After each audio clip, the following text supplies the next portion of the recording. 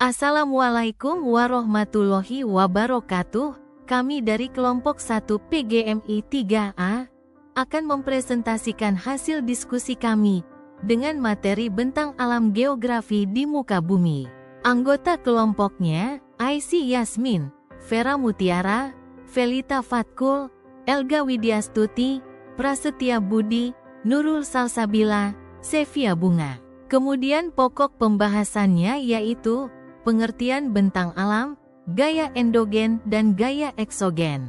Saya Aisy NIM 161 akan menjelaskan tentang pengertian bentang alam dan gaya endogen. Bentang alam adalah bentuk permukaan bumi yang terhampar, yang terdiri dari berbagai fitur fisik yang terbentuk oleh proses alam tanpa ada pengaruh manusia yang masuk di alamnya. Perubahan bentuk muka bumi secara alami dipengaruhi oleh dua tenaga alami, yaitu gaya endogen dan gaya eksogen. Selanjutnya, gaya endogen. Gaya endogen adalah kekuatan atau energi yang berasal dari dalam bumi. Proses ini meliputi aktivitas tektonik, vulkanisme, dan gempa bumi. Bentang alam endogen.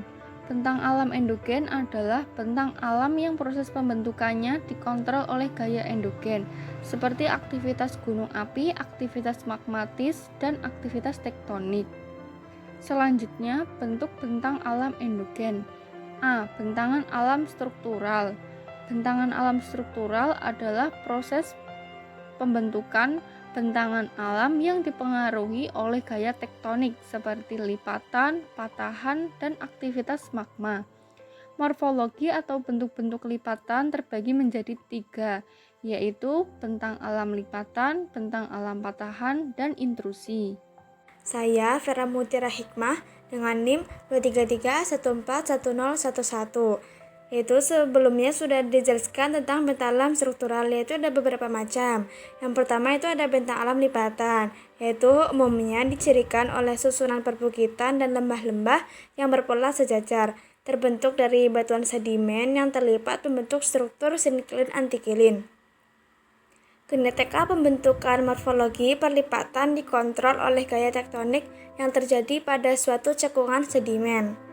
Yang kedua itu ada bentang alam patahan, yaitu bentuk permukaan bumi yang terbentuk akibat pergerakan atau gesekan lempeng tektonik yang menyebabkan terjadinya patahan di kerak bumi. Contohnya yaitu ada sesar semongko, sesar opak, sesar lembang, sesar alpin, dan Nomor 3 yaitu intrusi, proses geologi di mana magma masuk ke dalam lapisan batuan yang sudah ada di bawah permukaan bumi membentuk struktur batuan beku. Yang selanjutnya yaitu bentuk bentang alam endogen. Yang pertama yaitu bentangan alam vulkanik. Fisik permukaan bumi yang terbentuk akibat aktivitas vulkanisme, yaitu proses keluarnya magma, gas, dan material lain dari dalam bumi melalui letusan gunung berapi. Contoh bentang alam vulkanik yaitu yang pertama bentuk gunung api, yang kedua badan gunung api, yang ketiga proses denudasi, yang keempat produk erupsi. Nah, contoh yang pertama yaitu bentuk gunung api. Bentuk gunung api bervariasi tergantung pada jenis letusan, sifat magma, dan material yang dikeluarkan selama aktivitas vulkanik. Secara umum, ada 3 jenis bentuk gunung api utama. Yang pertama, gunung api strato, yang kedua gunung api perisai, yang ketiga gunung api kawah.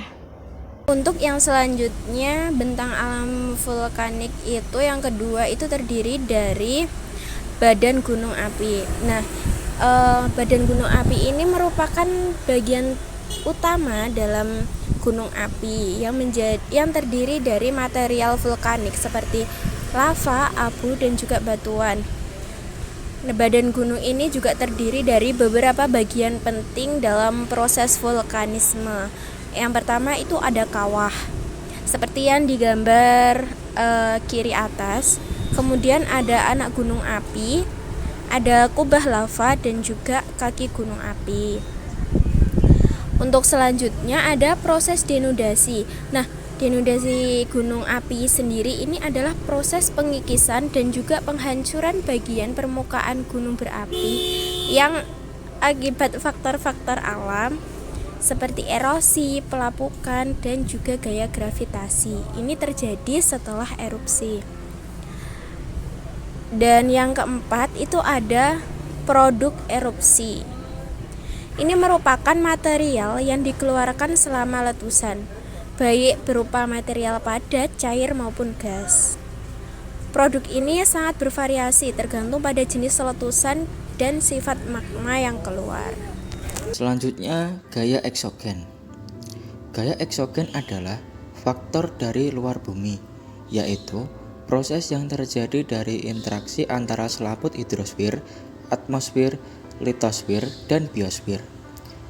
Adapun proses-proses yang dipengaruhi oleh gaya eksogen adalah pelapukan, pengikisan, dan pengendapan. Yang pertama, pelapukan.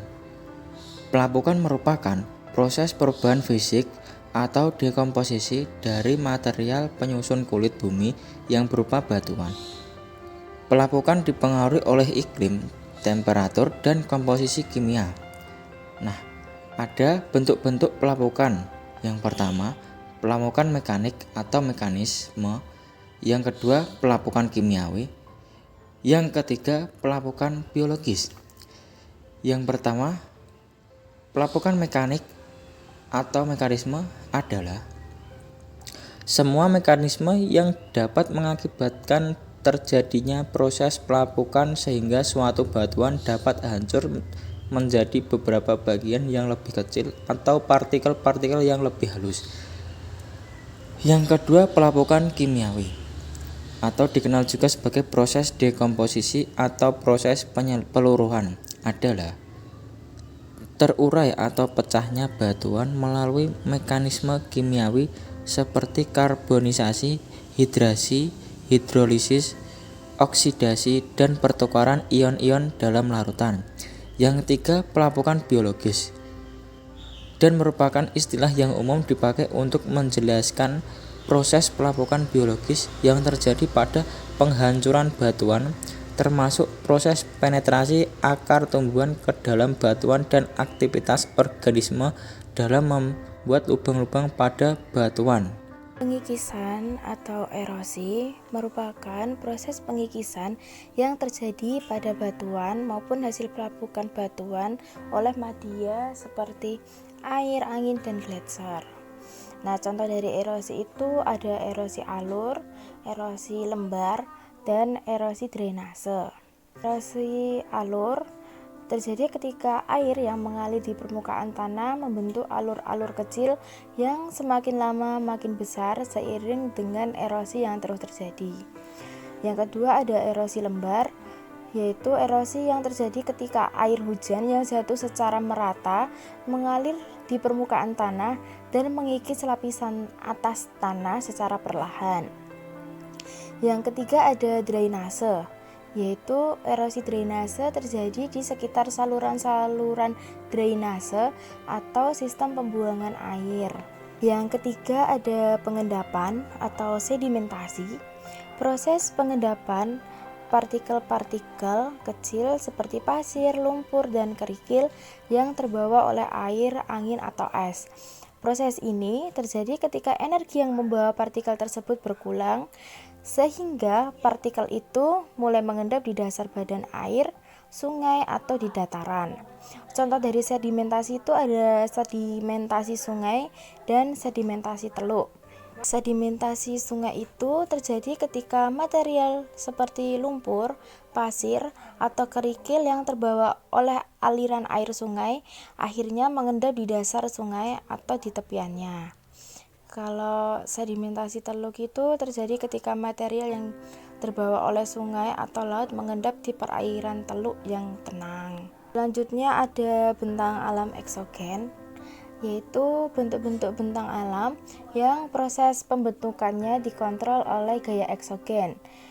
Bentang alam eksogen ini dikenal juga sebagai bentang alam destrusional. Nah, proses-proses eksogen yang merubah bentuk bentang alam, yaitu ada bentang alam fluvial, ada bentang alam pantai, dan bentang alam eolian dan arid. Yang pertama ada bentang alam fluvial. Bentang alam fluvial ini bentuk permukaan bumi yang terbentuk oleh proses aliran air, terutama sungai. Bentang alam ini tercipta melalui erosi, pengendapan, transportasi sedimen oleh aliran air. Bentuk-bentuk bentang alam fluvial ada sungai, meander. Meander ini kelokan sungai yang terjadi akibat proses pengikisan dan pengendapan, dan ada juga air terjun. Yang kedua, bentang alam pantai. Ini area transisi antara daratan dan lautan yang dipengaruhi oleh interaksi antara gelombang, arus laut, dan aktivitas manusia. Pantai memiliki berbagai bentuk dan karakteristik yang dipengaruhi oleh proses fisik dan geologis. Bentuk-bentuk bentang alam pantai ada pantai berpasir, batuan karang, teluk. Teluk ini daratannya menjorok ke arah daratan, sedangkan bagian kiri dan kanannya relatif sejajar dengan garis pantai. Dan juga tanjung. Tanjung ini daratannya menjorok ke arah laut. Jadi teluk itu menjorok ke arah daratan, sedangkan tanjung menjorok ke arah laut. Ketiga ada bentang alam eolian dan arid. Ini bentuk permukaan bumi yang terbentuk akibat aktivitas angin. Proses ini biasanya terjadi di daerah yang kering atau semi kering, seperti gurun, pantai, dataran tinggi. Bentuk-bentuk bentang alam eolian dan arid, yang pertama ada sand dunes, yaitu bentang alam yang terbentuk bukit-bukit, pasir berpola, parabolik, dan elipsoid, dan merupakan hasil pengendapan partikel-partikel pasir yang diangkat oleh angin. Yang kedua ada arroyo, yaitu bentang alam yang terbentuk sebagai akibat dari aliran air hujan. Yang ketiga ada mesa, yaitu bentang alam berupa bukit terisolir berbentuk meja, merupakan sisa denudasi dengan lapisan batuan datar yang keras sebagai penutupnya. Yang terakhir ada plateau, yaitu bentang alam yang berbentuk bukit dengan permukaan yang relatif datar serta memiliki kemiringan lereng yang kecil. Pertanyaan untuk evaluasi. 1. Sebutkan bentuk bentang alam hasil proses aktivitas fluvial. 2. Jelaskan pengertian bentang alam menurut pemahamanmu. Kata-kata hari ini. Whenever you are about to find fault with someone, ask yourself the following question. What fault of mine most nearly resembles the one I am about to criticize? Setiap kali Anda hendak mencari kesalahan seseorang, tanyakan pada diri Anda pertanyaan berikut. Kesalahan saya yang mana yang paling menyerupai kesalahan yang hendak saya kritik? From Marcus Aurelius, Meditations. Terima kasih, semoga video penjelasan materinya bermanfaat untuk kita semua. Sampai jumpa. Assalamualaikum warahmatullahi wabarakatuh.